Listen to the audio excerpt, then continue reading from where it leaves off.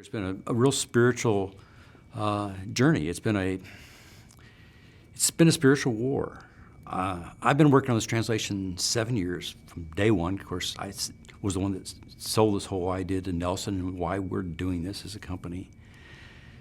In those 7 years, I've had 5 operations. I've had numerous infections, lost a father, lost one of the most important people. We had our editor who was doing our English review of this whole project die on us.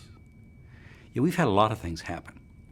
We've had some of the key characters become a little depressed, a little disinterested, but now at the end, everybody has come back on full bore, and we've seen grow.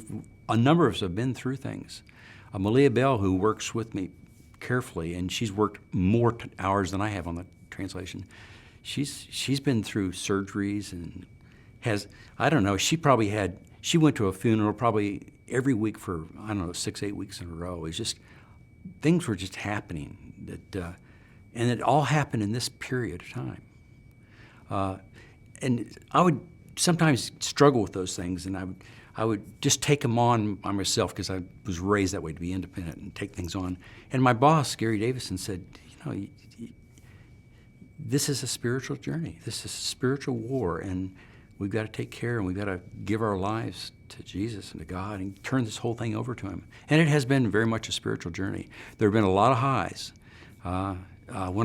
When people tell me, and I've had a number of people tell me, I've never heard the Scriptures that way. I've had people that I'm close to that have been in churches their whole lives and studied the Scriptures their whole lives, and now they understand the Scriptures. That's just amazing. I've had young people give them this thing. I was at a conference, and this kid, he was 20 years old, said to me, he said, I don't like new translations. There's no need for them. I don't like what you're doing. I'm against it. So I gave him a little Gospel of John. He came back the next day and said, I read it all.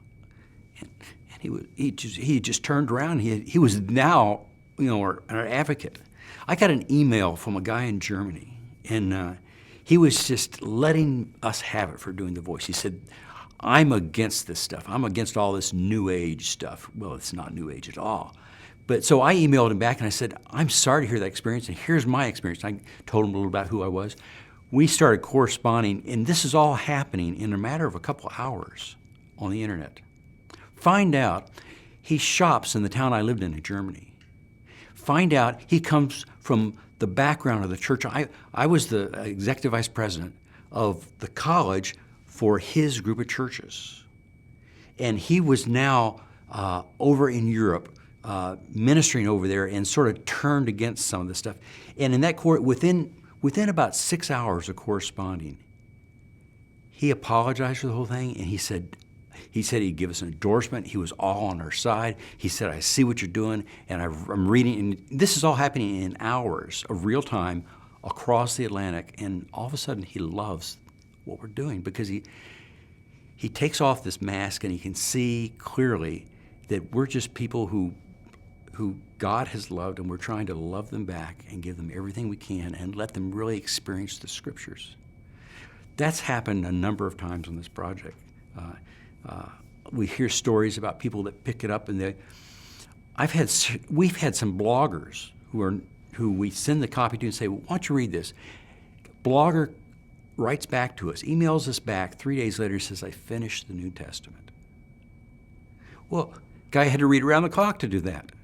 So we're seeing people read the Bible like it's a novel, and like they like to read it. Most people read it because it's sort of the obligation, because it doesn't touch their lives on the whole, and it's a little hard, and it feels a little academic. But we're finding that people read this because they're hearing something.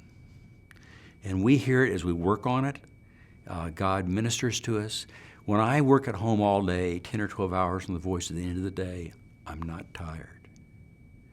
But when I let things get out of hand and I give into the negative stuff all around me, it's a burden. But yeah, there's been a lot of spiritual warfare for especially Malia Bell and myself, the two people that work on this the most. But I would say all the key people I would say that Chris C. and David Capes have had struggles too. But we're now at a point where we're seeing victory. I mean, it's exciting what God has accomplished.